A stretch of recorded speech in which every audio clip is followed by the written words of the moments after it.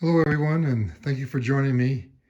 It's going to be nice to get back to this project. I've been out recovering from a knee replacement surgery, and a little rougher and took a little longer than I thought it would, but getting back out to the garage now, and I've been working on this engine. If you looked at my previous videos, and had it all torn down, cleaned it up, and replaced the missing and broken parts, and got it reassembled. Well, pretty much. There's a few these covers I haven't put back on yet.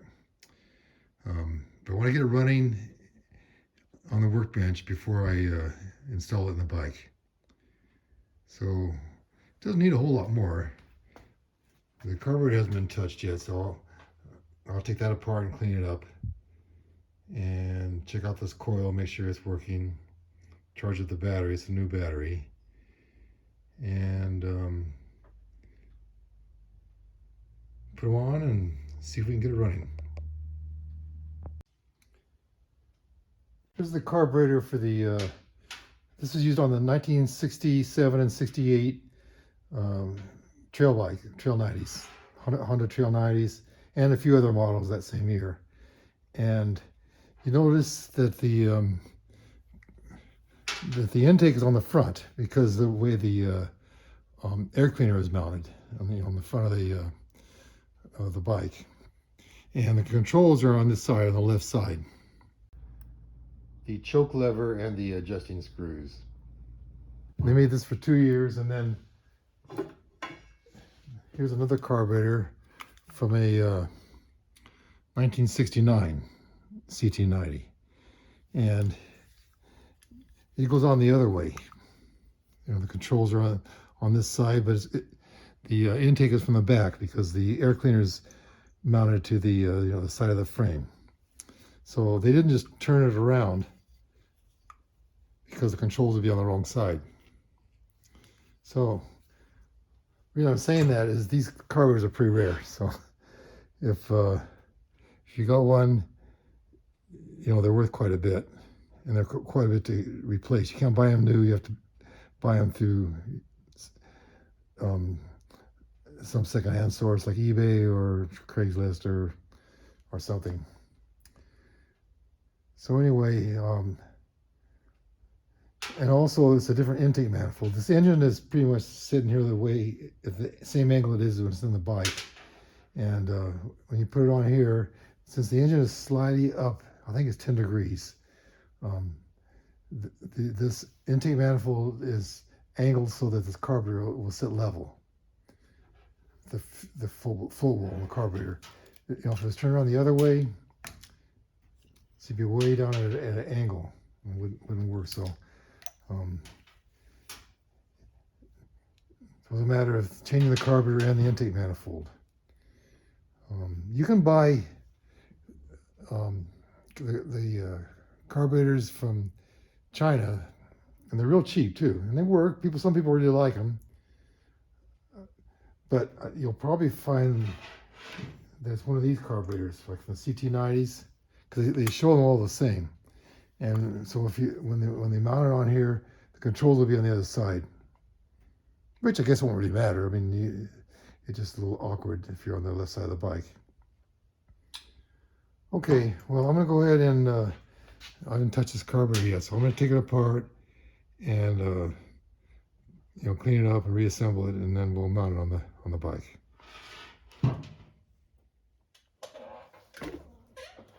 Well, let's see what this carburetor looks like. Start off, looks like I need a new cap on it. This probably works. The cable is free, but I'll see if I can find a better one.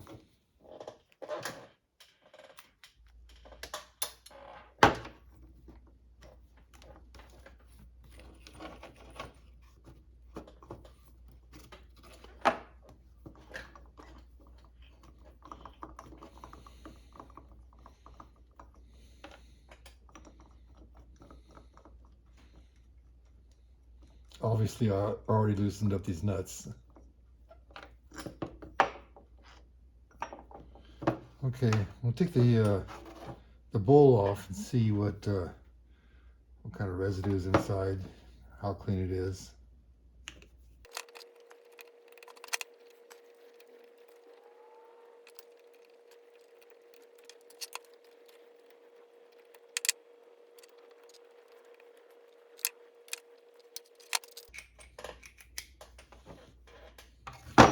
Looks like this has been apart for a while.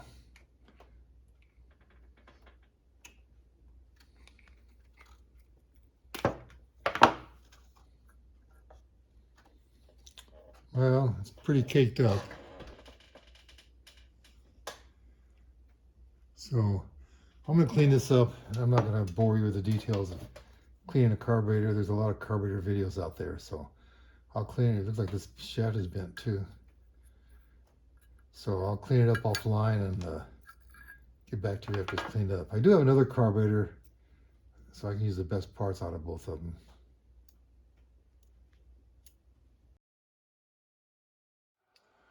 Okay, well, I'm back now. Finished disassembling the carburetor, cleaned it up, and replaced a couple of broken parts. I couldn't find one of these in my hoard of parts. The spare carburetor was missing one, and I had another carburetor, and it was kind of torn up too. Maybe not quite as bad as this, but I'll probably just leave it off. It's the carburetor sits like this, where this is the front of the engine, and there's a tube that comes out and goes up. And I suspect that's why we had the screen in here, in case something fell down the tube, we keep it from going right through the carburetor. So, you know, it's not a bad idea to have it. So, and I'll get one if I can. Cleaned out these two jets. Let's see, there's one here. There's the other one here. This is the main jet. There's little holes in the side. Clean those out. Clean the hole through the center. And the pilot jet has a little teeny tiny hole in here. Needs to be cleaned out and open. That causes a lot of problems. When your car won't,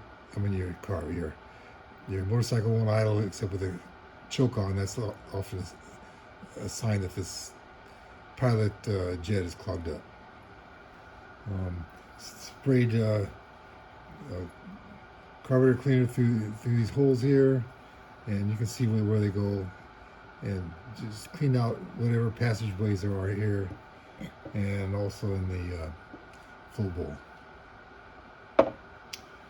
Okay, we'll start the assembly now. And the first thing I guess I'll do is I'll do the choke. Here's the flapper for the choke. It has a little window here, spring loaded. And probably is a part you would never take off, but I just took it off because I want to show all the parts on this carburetor. And that's held on with these two screws. It's the tiniest ones in the lot. It has a little Phillips head and also a hex head. So there's one here, there's one here, and there's this retainer. And so when you screw it in, you bend up these little tabs to hold on the side of the hex heads to keep it from unturning. Kind of like a locking device.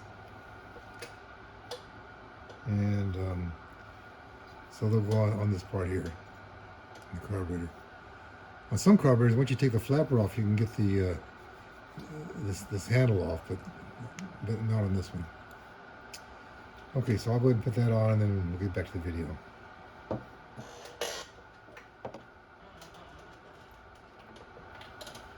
All right, this choke, butterfly, flapper, whatever is on now, and it's turned so that this spring-loaded part here is facing this way here. Next, let's put the two adjusting screws in. They look similar. There's one here and one here. The one's for adjusting the idle, and the other one's for adjusting, the idle speed, and the other one's for adjusting the idle mixture. And they look the same, pretty much. This one is the end is knurled, so you could you adjust it with your fingers. And that's the one for the idle speed. And they both have these little springs that go on them.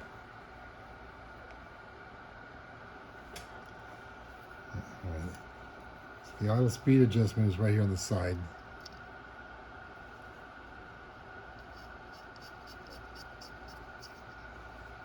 And I generally just turn it to where you just see the end start to poke through.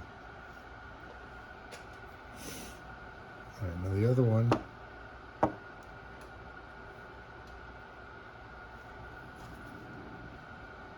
Screw this in, and what you do is you screw it down all the way, and then you back it off. No, I have to look it up. I think it was 1 1/8 turns. I'll look it up and tell you in a minute. And so you back it off to where it's solid. Now I'm gonna go. There's a half a turn. There's a full turn. And there's 1/8. That's just a starting point. You know, the engine will start, and then when you start tuning it up, you can fine tune it from there. All right. Next is these 2 jets here. They're the ones with little holes in the sides. Here's the main jet, and this is the pilot jet, the idle jet. Okay, so this one goes in here, and this one goes down in here.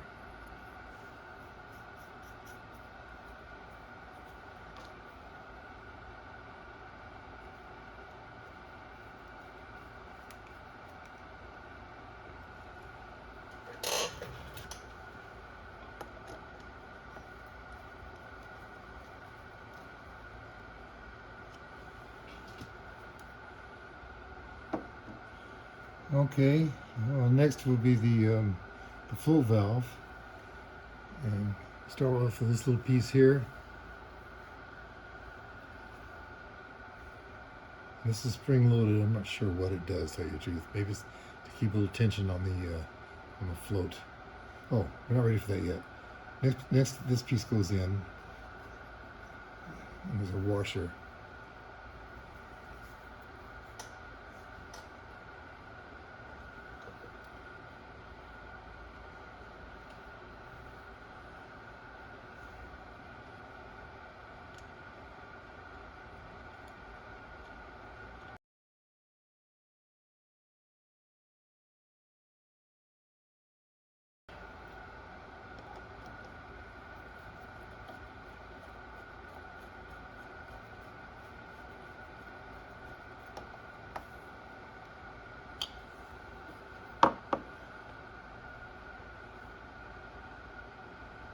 And the valve, and the float. I checked it, floats, there's no gasoline or anything in it, so should be good. And then this little rod here, whatever it's called, little shaft.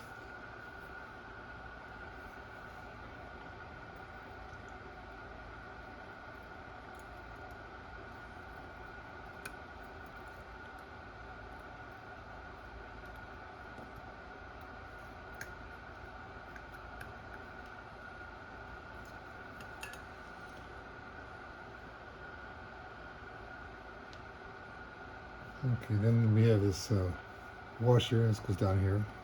This gasket, I mean.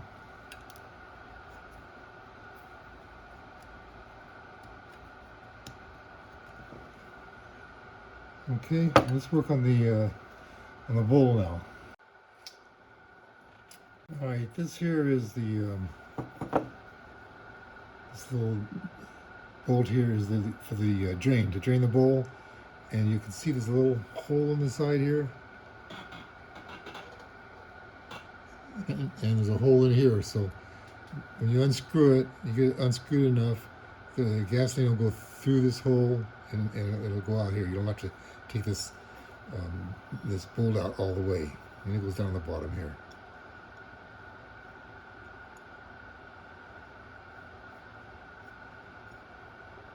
This is the bottom of the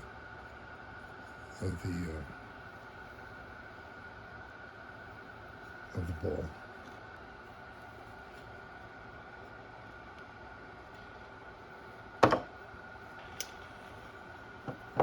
Okay, well next, let's see what screws we have left. We have these 2 little tiny ones. That'll be for the for this valve here, and then we have 5 of this size. 4 more for the float bowl, and the other one's for the strainer. So let's put the strainer on now, and it goes on here.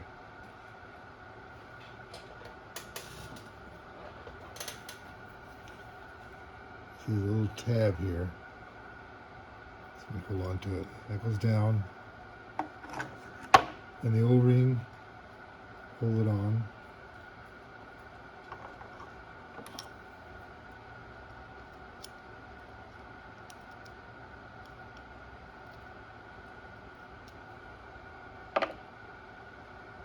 And then this base cover, whatever it is, this goes on next. Then we'll take one of these screws. Now this is the way I found it. I'm not sure the way it's supposed to be, but I found it with this lock washer. Then I had another lock washer on a different type, and then I had a little gasket. My other carburetor had a gasket from like a kitchen or a bathroom faucet, type 00 for a price fister. So I guess anything to keep it from leaking.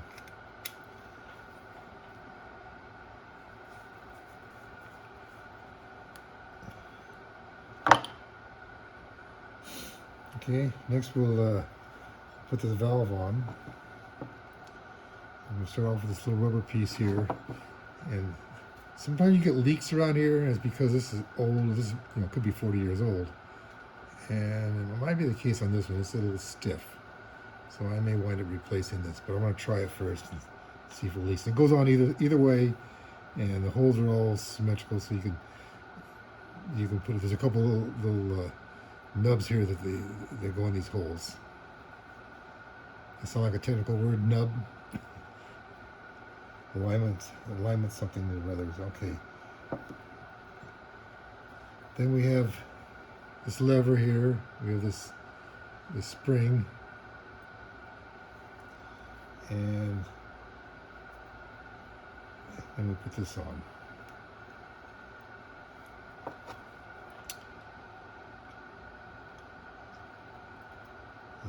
Okay, now I'm going to have to look up and see which way this goes. There's one of the rare cases where Honda wasn't really nice. Usually they only allow things to go one way.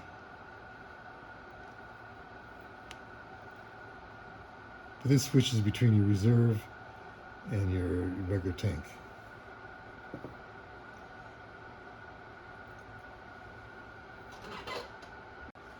Alright, I'm back now. I had to go look at my other carburetor. It's nice to have a reference when you don't remember something. So anyway, the bowl will be oriented like this, where to the left is the front of the bike, and you put where the valve is up, and over here where it says reserve and on, that's towards the front of the bike. And then we use these tiny screws here, the two small ones, to screw it on.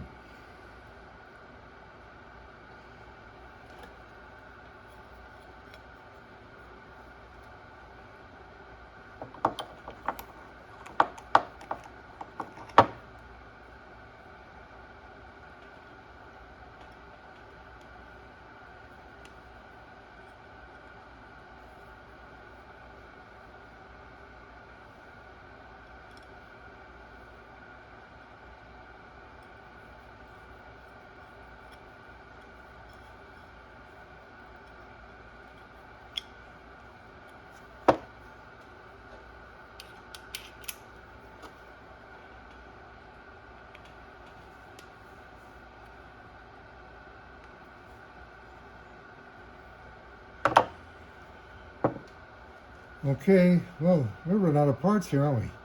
Guess we're ready to put the bowl on now. And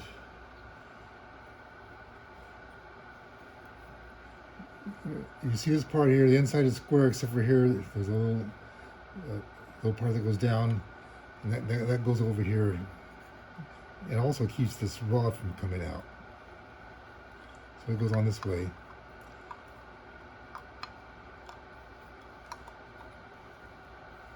And you put those 4 screws in, and it'll be together.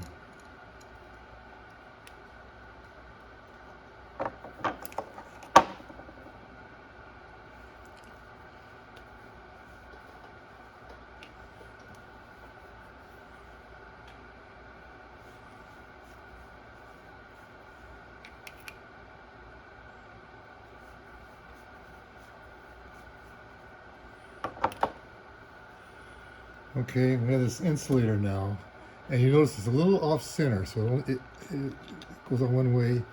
If you put it on wrong, you see the hole won't cover right. Oh, wait a minute, I just lied. This one is.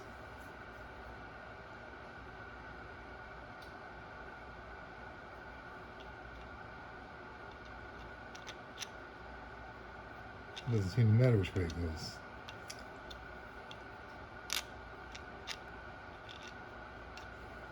Okay, there's an O-ring here too.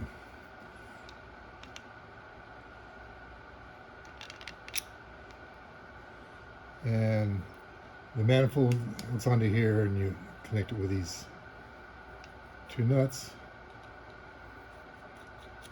And we're done, we're out of parts.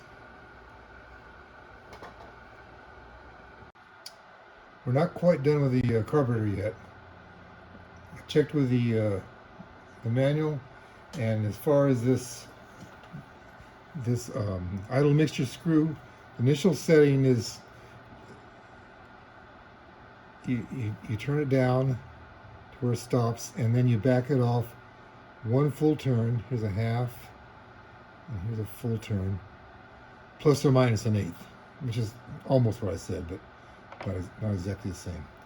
And as far as this screw that holds this cap for the filter, it's not the same as these screws on the top.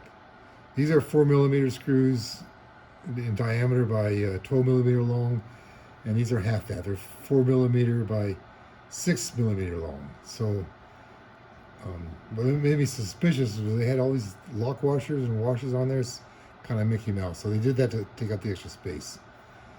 And so I got another screw off of another carburetor, and it's a short one. It's only 6mm long. It's the same diameter. So I'll put that on, and a washer, and this will be right.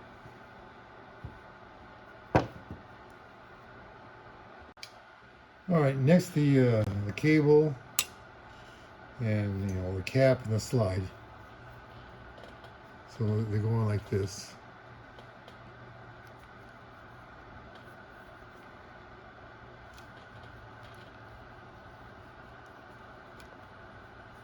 Just push it through.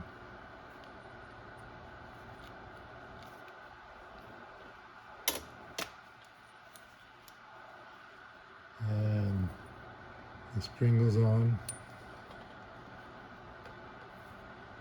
And well, I didn't take the slide apart, but there's a slide, there's this needle valve here, and there's a little 2 clips in here. So you push it along the side here, and then you notice there's 2 slots here. There was one narrow one and one little wider one that only goes part way. This is the one where the adjusted screw goes into, and the narrow one slides over something inside the carburetor to keep it lined up. So we're going to put it on this way. Here's the adjusting screw. So we're going to put the wide part of the slide in this way.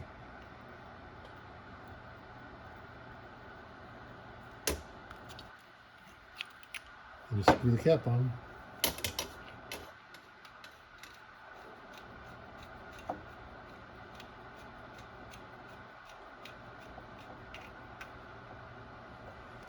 Okay, and then the intake manifold. Okay, now this carburetor is ready to go on the engine. Well, the carburetor is on the engine now, so this is going to be the fuel tank. This funnel here, because it's only going to be running for a few minutes, and so we need some fuel. Oh, we need oil. We gotta put some oil in here. Don't let me forget that. So I don't want to ruin all this work I've been doing. Oh, that's right. You can't remind me. It's a one-way conversation. Okay, gotta put oil in. Gotta put oil in. All right, all we have left now is a battery. This is a new battery, so I'll have to put some acid in it and charge it up. And we have a coil and a condenser. And the coil and condenser normally go inside the frame under the gas tank. But, we don't have a frame now, so I'm going to mount it directly onto the engine. And they're pretty reliable. Good chance it works, although it hasn't been tested. This engine hasn't run since I've had it. And I would probably just slap it on and see if it works. But there are some tests that we can do with this as a component. So we'll do that next. All right, now we're going to take a look at the coil and the condenser. And we'll start off with the coil. It's this part here. The coil is actually two coils. So that really makes it a transformer. But it's called a coil. It's been called coil forever, so coil it is. It has two circuits. The primary circuit, in this case, is the low voltage side. And it's these two wires here.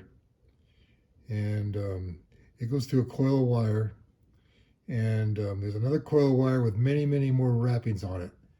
And that'll step the voltage up something like from 6 volts to, I don't know, 10 or 20,000 volts for the spark plug. The spark plug's on the end of this wire here. These coils work on alternating current. Battery supplies direct current. So the way this works is the points open, when they open and close, they generate a pulse, which is like alternating current. So it'll generate a pulse through the primary, and this expanding and contracting electromagnetic field will induce a voltage in the secondary, which is much, much higher. It's enough for the spark plug to jump the gap. All right, in a nutshell, that's how it works. You can probably find someone to explain it a lot better if you Google it on YouTube or somewhere. But I'll show you how it's wired up now.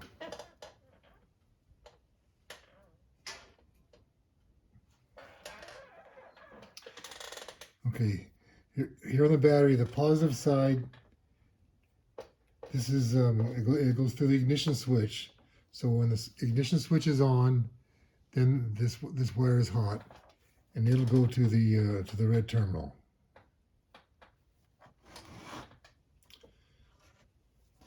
The green one goes to the points. So when the points are closed, it's grounded, and we have a complete circuit here. So there'll be electricity flowing through the primary coil when the points are closed. The points are usually closed. They're closed for more of the revolution than when they're open. And that's one reason you don't want to leave the key on, because if you leave the key on without the engine running, it can run your battery down because there's current flowing through the primary. So I'll wire this up in a minute. Now on the secondary, okay, this is mounted to the frame, and the secondary is grounded to the frame. One of the terminals. The other terminal, it goes through this wire here, and then it goes through the spark plug, through the center electrode, jumps the gap. That's your spark. Then it goes to here. This is screwed into the frame, and so this will be the grounded too. And so we're going to simulate that here on the workbench.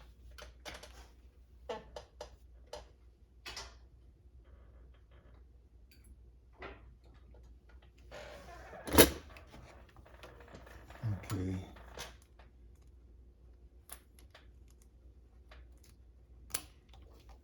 There's a clamp. I'm gonna ground this to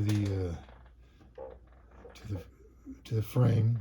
I'll find a place here to do it.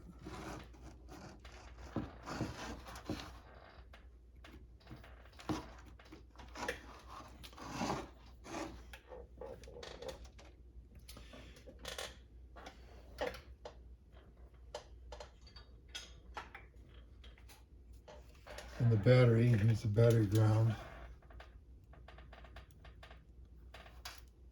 We'll also ground that to the frame.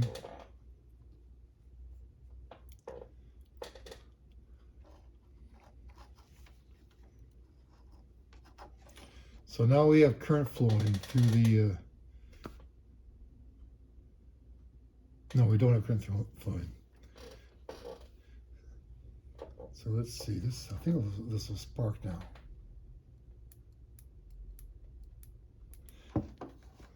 Okay, I'm gonna turn the light off so we can see it better. Now what I'm doing with my left hand here is I'm grounding this green wire from the coil to the ground. That's simulating the points closing. And you look at the spark plug, you can see a little spark here.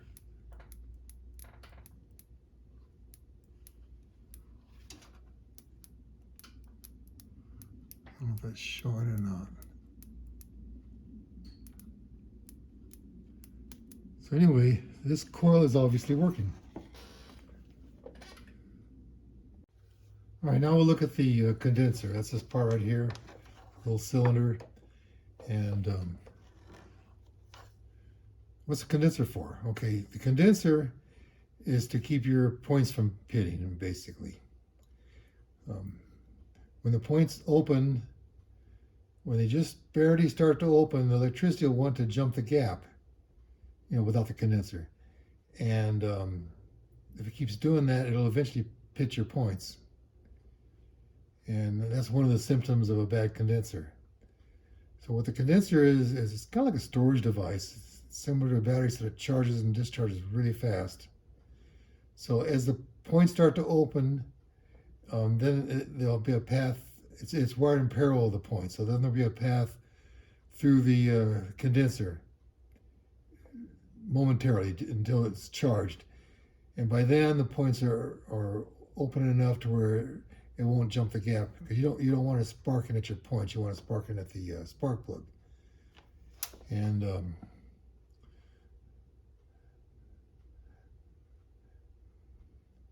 so we'll run a quick little test on this condenser, although it seemed to be working because the plug was sparking before, and it wasn't sparking at the simulated points.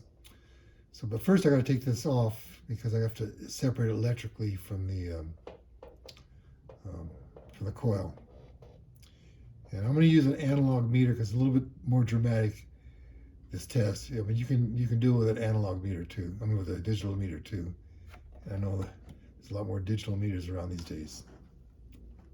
All right, first I'm going to take this off.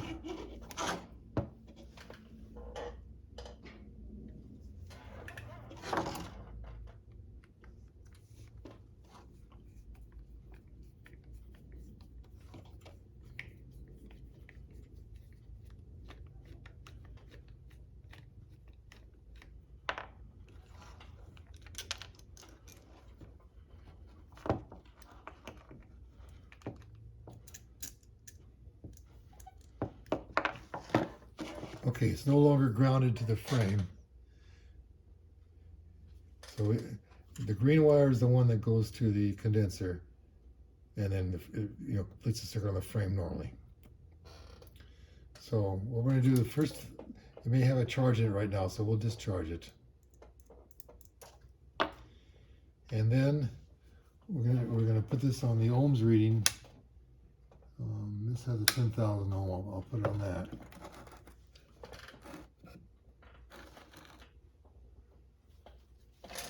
This meter a little closer so we can see it better.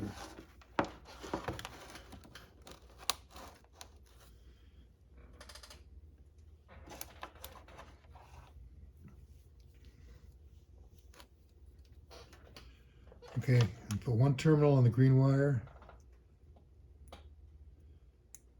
and I'm going to put the other terminal on the frame of the condenser. And what we're doing is we're checking the ohms, but there's a battery in the meter, and that's how it does the ohm check. It has to put some electricity through the condenser. So the electricity will flow momentarily, and then it'll stop because it'll be fully charged. Did you see the needle? It moved up, so it was less resistance. Then it moved over to the right to infinite resistance. So it seemed like it took a charge. Now we can check it. We can go over to volts. I'll go over here to the 10 volt setting. It doesn't have a 6 volt setting. And now we'll put the probes on the green and on the case again. And what we expect to see is a voltage for a little while, and then it'll discharge real fast. So the needle will move up and then back down again. There you go. Looks like we have a good condenser. Okay, that's going to be the end of this part. So in the next video, I'll put this coil on. I want to mount it to the engine, and we'll try to get it running on the workbench. And one more step. I got to add oil. Do not want to forget to add oil. So that'll be the end of this video. Thank you for watching. Oh, by the way, as you probably guessed, this is not a real analytical test. This is just a real crude, kind of like a go, no go test.